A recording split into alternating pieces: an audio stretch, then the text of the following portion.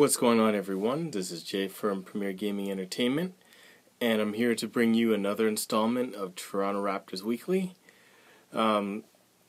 Picking up where we left off from last week, when I did my last update of how well the Raptors are doing, we were doing our West Coast trip and just grinding it out.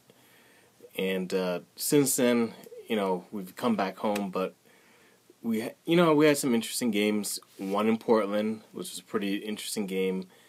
Went to Denver, which is a place that we always seem to struggle at.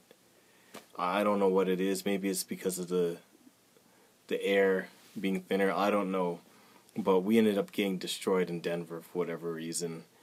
And then going to Utah and coming up with a victory. So all in all, for that West Coast trip, I guess it was alright. I mean, we went 500 for the trip. Wish we could have at least got that game in Denver to put us on the positive side, but it is what it is. We came home, and as of now, the last game that we played was against Washington, and that was a game that was disappointing, to say the least. I mean, if there's anything that the Raptors have to do, is you have to get those wins that you should get. There shouldn't be any bad losses. And Washington overall is a good team, but they were missing John Wall in that game. So with them missing their best player, these are the games that the Raptors have to capitalize and get wins. And they just fell short.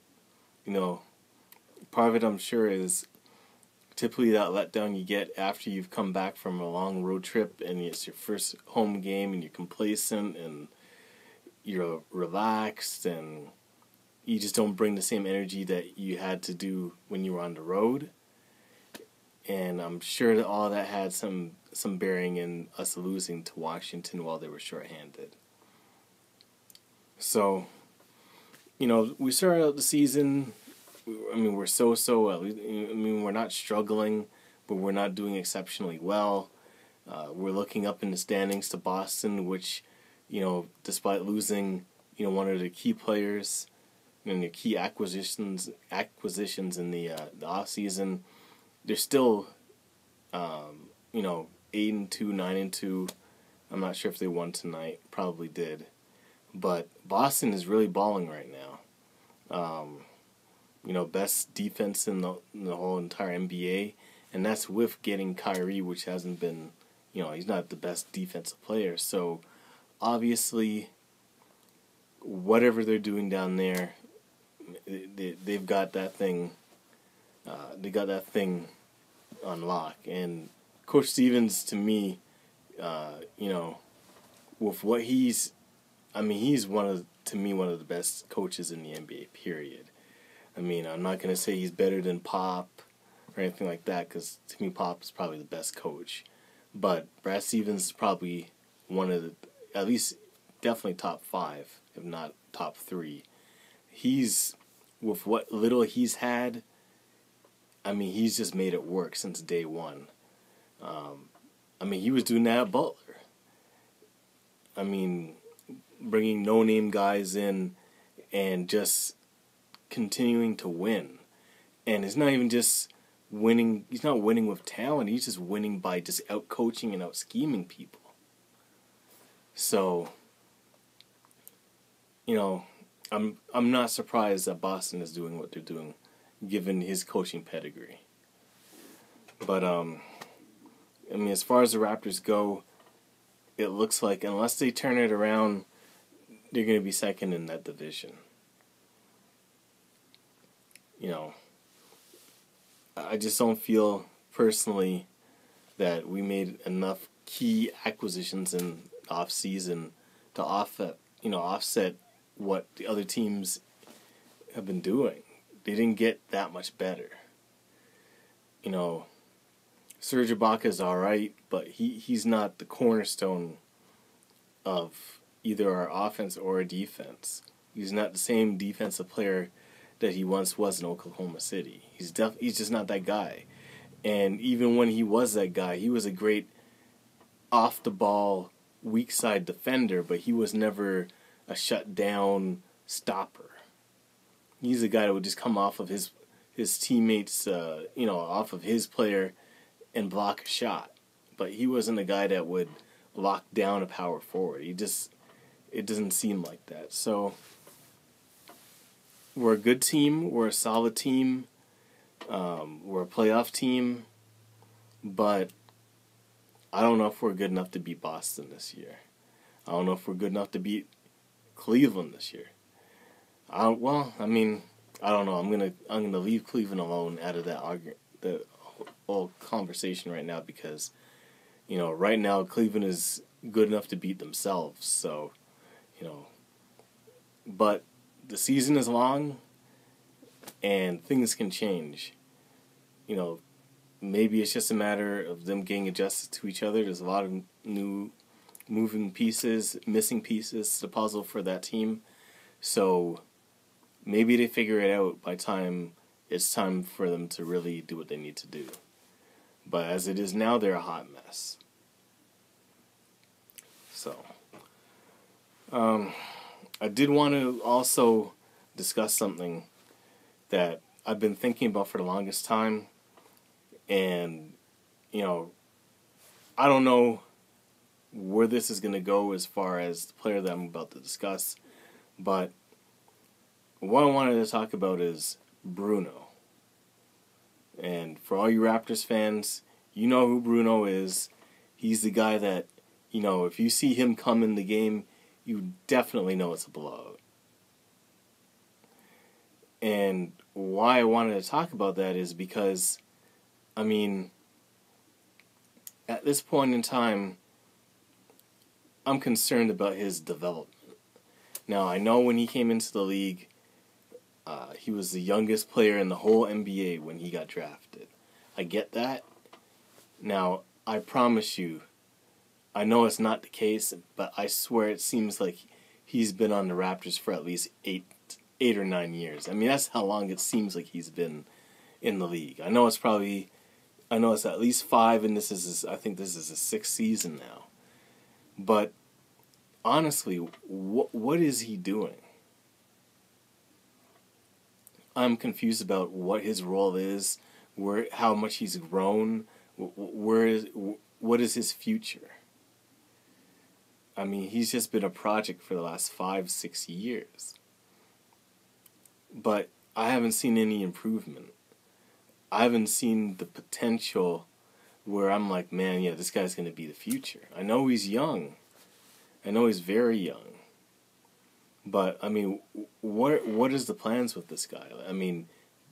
Did Raptors plan on making him eventually our starting small forward? Or, because you barely get to see him play, and then when he does play, he barely does anything. So, I don't know. It just seems strange that after all these years, I haven't seen anything where I could legitimately say that this guy is going to be the future of Toronto Raptors basketball. I just don't see it. I remember when Lucas came in and he came to us, it was pretty much the same thing. He wasn't playing at all either. He was just on the bench, same way Bruno was. But you've seen the progression with him. You've seen him come in and have, great games, great spurts, great energy. You see the growth. You see the potential. You see him knocking down threes now. You see him in transition. You see him on defense blocking shots. I see the potential there for him. He has the ability to start at power forward. And, let's not skip a beat with him being in there. I don't see anything with Bruno.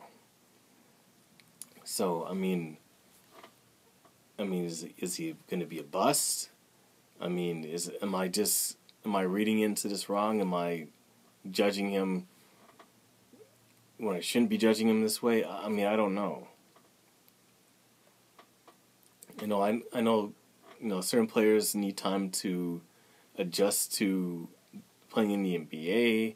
certain players need time to grow and to transition into being the player that they are. But to me, it's like I don't see the growth. I just don't see it. I don't see them giving him more opportunities to get playing time. I don't see him pushing to be, the next man up. He's still at the very end of the bench. And, they don't have him in the D-League. So he's not getting any legitimate playing time. He's just getting maybe garbage time here and there. But he's never playing any meaningful minutes. So, like I said, I don't know what they plan to do with this guy. I think he's like 20, he's still 23 years old. So, he's still a very, very young kid. Back in the day, this would be for him, for some guys, like the first or second year in the NBA, if he stayed for all 4 years of college.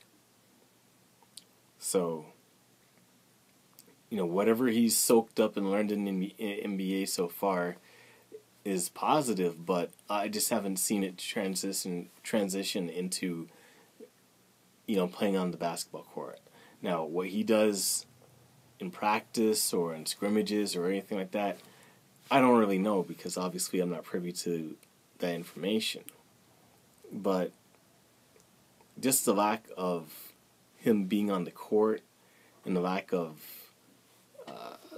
people even talking about him is just very, very concerning. And like I said, I know that when they drafted him, it was going to be a project. I didn't expect him to come in the NBA and take the league by storm and be like this, like a Ben Simmons type player, where he's just coming in and just shining right away. I wasn't expecting that. However, I wasn't expecting him to be 5 years in and still riding the pine and barely doing anything at all. So, I just hope he's not a bust. I hope that they're just bringing him along slowly, very, very slowly, it would seem, like snail's pace slowly, and that, when he's given his opportunity and when they knock on the door and tell him that it's his time, that he shows us why, he got drafted. So, anyways, that's it for the video. Thank you for watching it. If you enjoyed the content, definitely hit the like button and like the video. It definitely helps out my channel. If you enjoy my content, definitely leave a comment section in the comments section below. Let me know how you feel about Bruno, whether you feel that he's going to be the future of the Raptors or if he's just going to be a bust. And let me know how you feel about the Raptors in general, how they're doing. And, if you like my content, definitely hit the subscribe button and subscribe to the channel. And, I'll be, like I said, this is a weekly thing, so I'll see you guys next week. Peace.